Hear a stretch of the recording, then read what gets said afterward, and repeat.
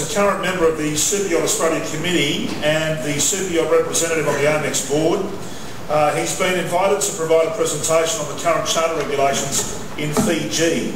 New regs instituted in Fiji are being used as an example to the Australian government to review our own charter regulations. Ladies and gentlemen, please welcome Captain Richard Morris. Thank you, Dean. And thank you very much for giving us this wonderful little doodad to vote on. I'm sort of somewhat relieved that it doesn't have a worm feature. So, ladies and gentlemen, I'm here today to talk about Superyacht chartering, and specifically I'm going to discuss the recent rise in popularity of large Superyacht chartering in the South Pacific in our region, and I'm going to explore the reasons why. I'm going to focus on the big four destinations, Australia, New Zealand, Fiji and Tahiti.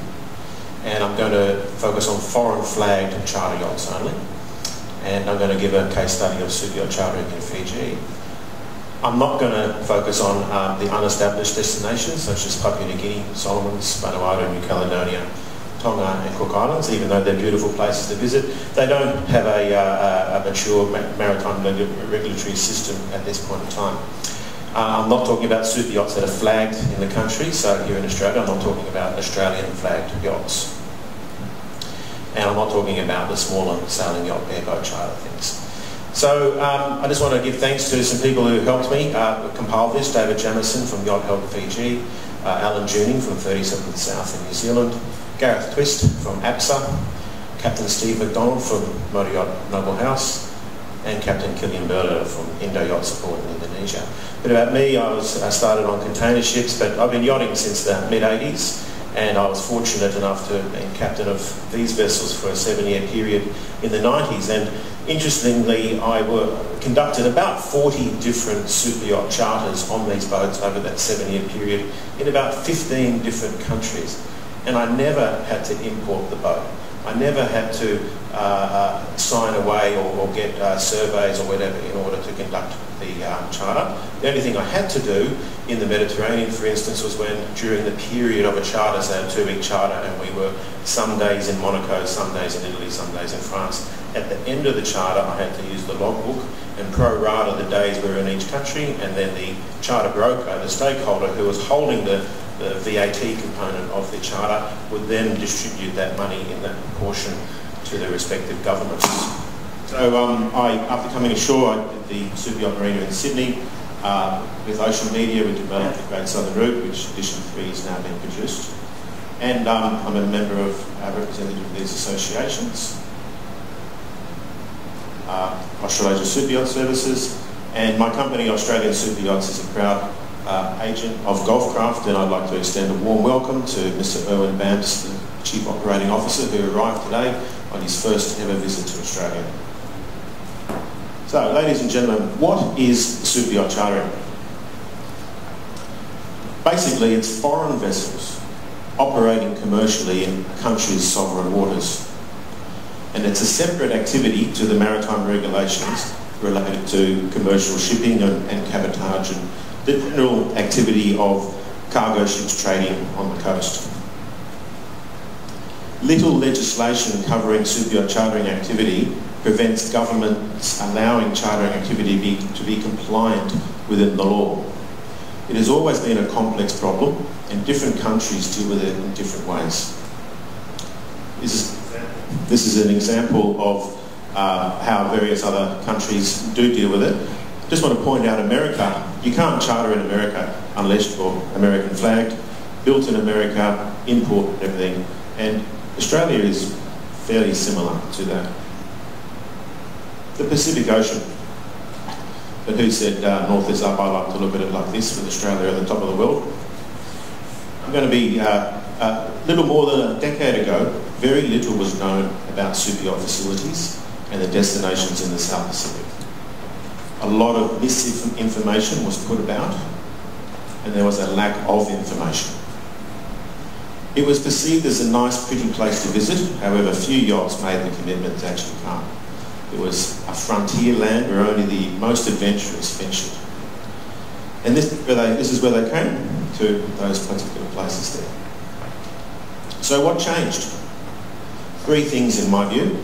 The Sydney 2000 Olympic Games, the America's Cup, in 2000 and 2003, and dockwise yacht transport commencing in South Pacific schedule as opposed to events. The Olympics and America's Cup exposed the potential of superyacht visitation and caused superyacht marinas and infrastructure to be built. Without those, the Roswell Bay Superyacht Marina would not have been built. The Viaduct Harbour Marina in Auckland would not have been built. It caused hundreds of superyachts with thousands of crew members and guests aboard to venture to the South Pacific, yachts that otherwise would not have done so. Without these two events, it's reasonable to assume that the superyacht industry that both countries currently enjoy would be vastly less than it is now. South Pacific destinations were discovered by yacht visiting during this period. Dockwise commenced regular services to the South Pacific, Australia, New Zealand and Tahiti. And the service to Tahiti was very popular from the east coast of the States and the Mediterranean. However, most yachts, after cruising the French Polynesia, returned back to the Caribbean, back to America. So our challenge in promoting Australia and New Zealand in this region was to entice those yachts to continue westward from Tahiti to Fiji, New Zealand and Australia. Approximately 50 large superyachts visit the South Pacific annually. By yards, 45, 50 metres and above I'm talking about. Most of these are in the region due to their owners' wishes for personal world cruising. Approximately 20% of these, in my opinion, are active charter yachts, and they will do, on occasion, if it fits into their schedule, a charter. Superyachts such as Tigador, Big Aaron, VVS1, Noble House, Surrey, Mary Jean and many, many more have conducted charters and are doing so right now in this general region. And these yachts are big name yachts.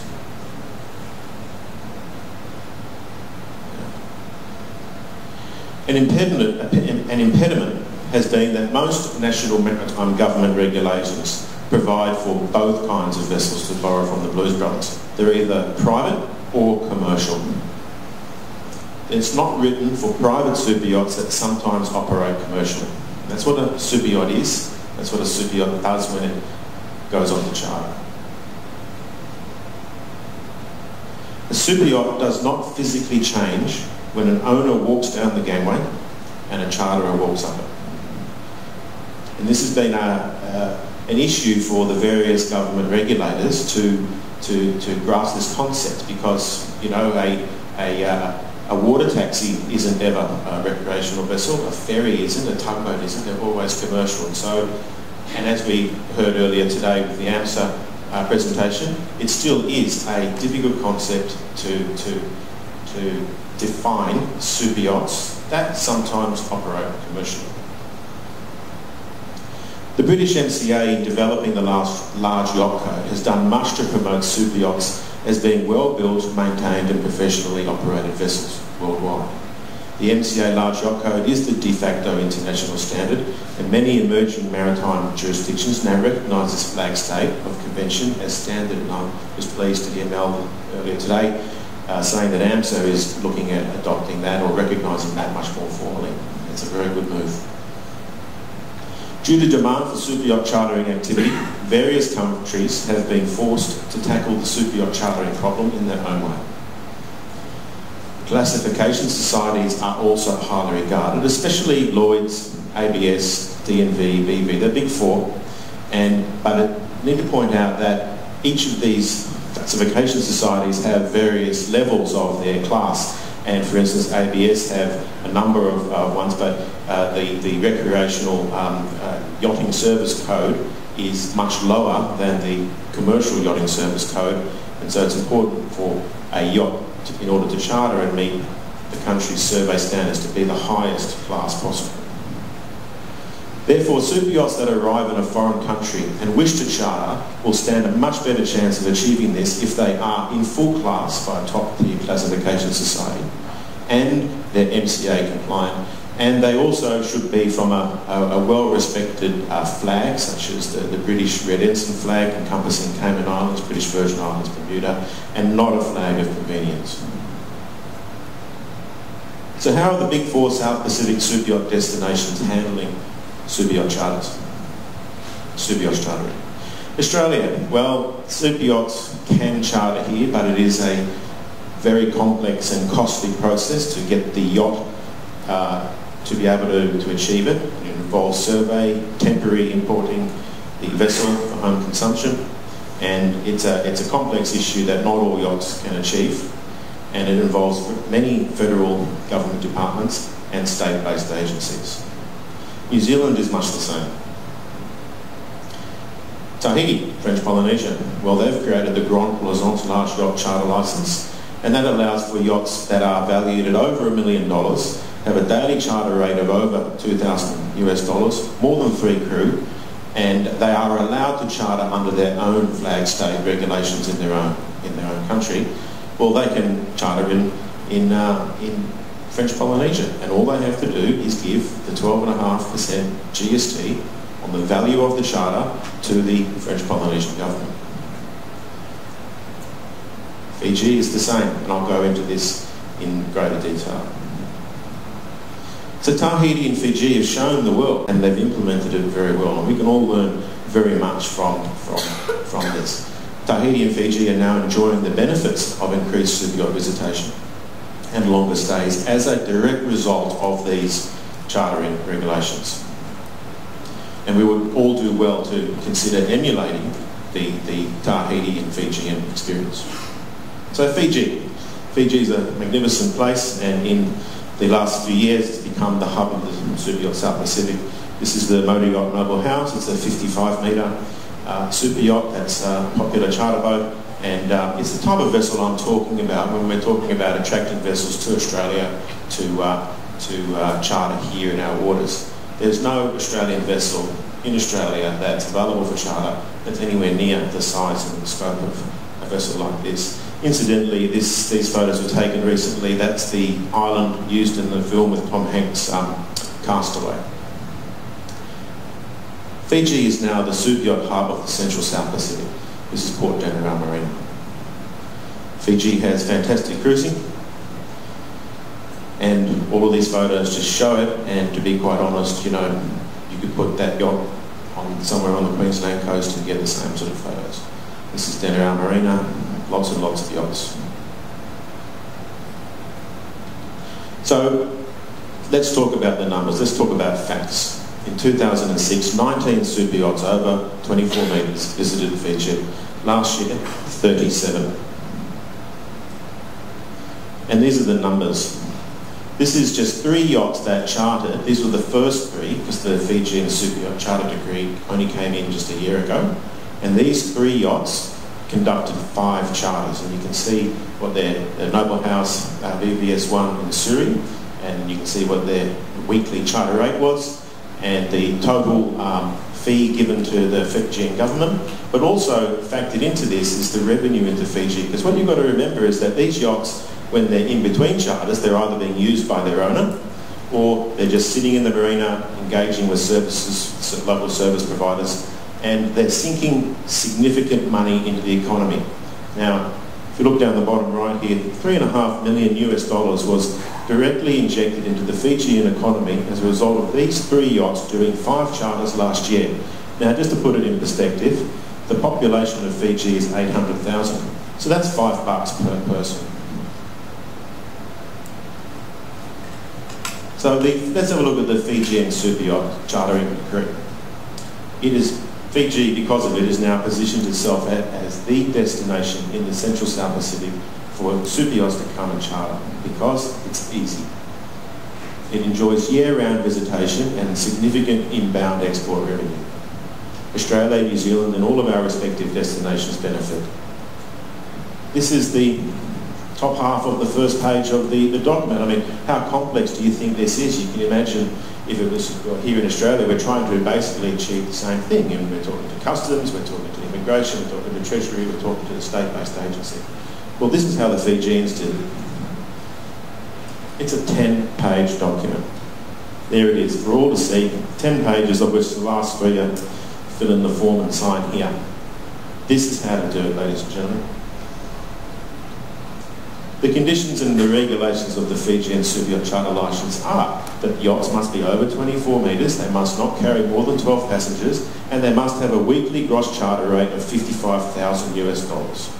So there we are, it's yachts, it's not cargo ships. They must not carry more than 12 passengers, so they're not ferries, they're not converted passenger ships, they're yachts, they're private yachts. And they must be nice private yachts because the minimum charter fee is $55,000 a week. So that's cutting out all the substandard vessels or the vessels that are trying to exploit a loophole to be able to operate commercially in Fijian waters.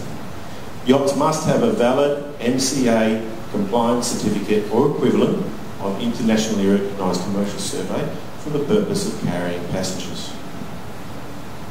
A fee of $1,500 is paid to get the charter permit, and that's valid for up to 18 months, and you get it 3 times. The total fee for the revenue on a charter is paid by the charterer, not the owner of the vessel. So when a charterer charters the yacht for a week, 12.5% on top of that charter rate is paid to the Fijian government. Just like in France, 20%, just like in Italy, 20%, just like in Spain, just like in Malta, all the other countries around the Mediterranean that have a GST, VAT, it's exactly the same. Charter contracts have to be an industry standard. Mediterranean Yacht Brokers Association, MEBA, or American Yacht Charter Association, or other legally recognised charter contracts. All applications for the Superyacht Charter permit must be made through a recognised Superyacht agent such as Yacht Help Fiji. An application can take 10 days to process. 10 days, not that time. So the local Fijian Superyacht industry has demonstrated leadership, and they united together and they lobbied government. The government listened and acted decisively. The new law has been created that deals with how foreign Superyacht Charter superyachts can be handled. It's low risk. Superyachts are low risk. They're high value. It's the highest level of qualifications and certification. It's low risk. Very rarely will a superyacht feature in a maritime incident. By adopting the minimum standards, class, MCA compliance, and that also then guarantees that the master is properly qualified, the vessel's insured, etc. It guarantees the yacht is built and operated to a high standard. MCA compliance or equivalent and class, it removes the possibility of substandard vessels operating on the coast, on the country's coast. And superyachts only, no cargo ships. So this will stop any exploitation of a loophole where a foreign cargo ship might try to come in under the radar and be able to operate commercially by trading, by taking cargo or passengers from one port to another, and in Australia that's called cabotage. In terms of this Superyacht decree, do not facilitate that. So everybody wins. Think about it. Superyachts have a new and attractive charter destination. It offsets the cost for the trip for the owner. And in many cases, that may be the catalyst for the actual trip that the yacht makes to this part of the world. If the captain and the broker can convince the owner, look boss, let's go to the South Pacific this year, let's forget the Caribbean, and I think I can actually get a 2-week charter in Fiji or a 1-week charter, that revenue actually pays a very large component of the fuel bill and the costs associated with sending the vessel there. So it could be the catalyst of getting the yacht into this part of the world in the first place. The brokers make money. When brokers make money, everybody's happy. The local Fijian superyacht industry gets its revenue, and the government gets its inbound export revenue. So Fiji, this small country, has demonstrated remarkable forward thinking and pragmatism in how they tackle this complex problem, and many of our own governments are struggling to comprehend this. So why not follow the excellent example given to us by Fiji? There it is in black and white, 10 pages. It's so simple.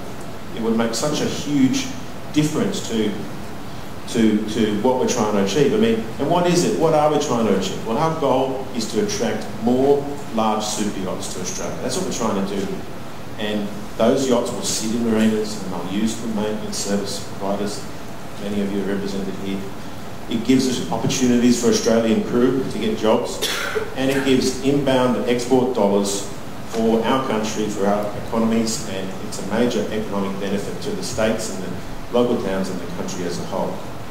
What we have done or are doing, but we have done and are doing everything that we can possibly do to attract private super yachts to our country. But we are probably already at peak capacity. In the last 5 years, we're averaging at around the 50 to 60 super yachts, large super yachts per year visiting Australia. And that's not going to change, I don't think. The only way we can change it, the only way we can consider and make a demonstrable effect on visitation and increase the amount of yachts that come here is to make it easy for yachts to come and charter. It's as simple as that. It's the missing link. It's the link that we have in hand. If we did like what Fiji and Tahiti have done, Australia will massively benefit. Your businesses will massively benefit. It will also expose Australia to superyacht charterers who will fly from Europe, from America, from Asia and charter a yacht in our waters. A big yacht, a yacht that's not already here. And that then exposes Australia to a potential superyacht owner. Most superyacht owners were first superyacht charterers. They were trying before they bought. So we need to do this. We need to do it now. Everybody wins. Thanks very much.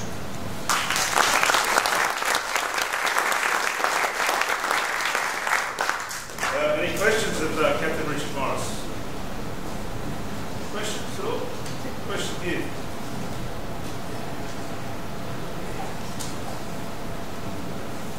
Edward, can you hear me? Yeah. Edward Waltz from Gulf Carter. Just checking on New Zealand, you spoke about Australia. Same as Australia? Yeah, pretty much the same.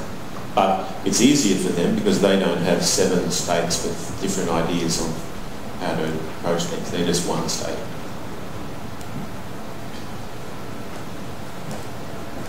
Okay, have we got any other questions, gentlemen here? Run a microphone.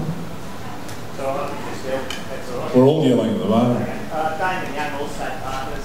Accountants, we've been dealing with this issue for probably 7 years. We've spoken to Richard before about it. We've been battling with the government to simplify this for a long time. And unfortunately, our experience has been there's been, and I don't know if you agree, Richard, there's been a lack of political will to change that. And I think what you said, probably just in your last answer, where we can get a federal agreement, but then we've got to battle with each of the states with their precious little piece of the control. And I think, in my experience, that's where some of the problems lie, that we need to get a united will between the states and the federal government to actually change this and make it work. Because from all the other areas that we've tried, until we get a united will between the regulators, it's going to be tough. And at least this is an answer. This is a proposal. You're right, Damon. The big thing that was the problem in the last 7 years has been the fact that the different states, you had to deal with the Maritime Authority for them to put the vessel into survey. And then if the vessel wanted to go from Queensland to New South Wales, they had to start again. It was a very complex procedure. Now with AMSA taking over from the states that responsibility for both commercial survey and qualification, it greatly simplifies this process. So basically, the whole process is now in Canberra.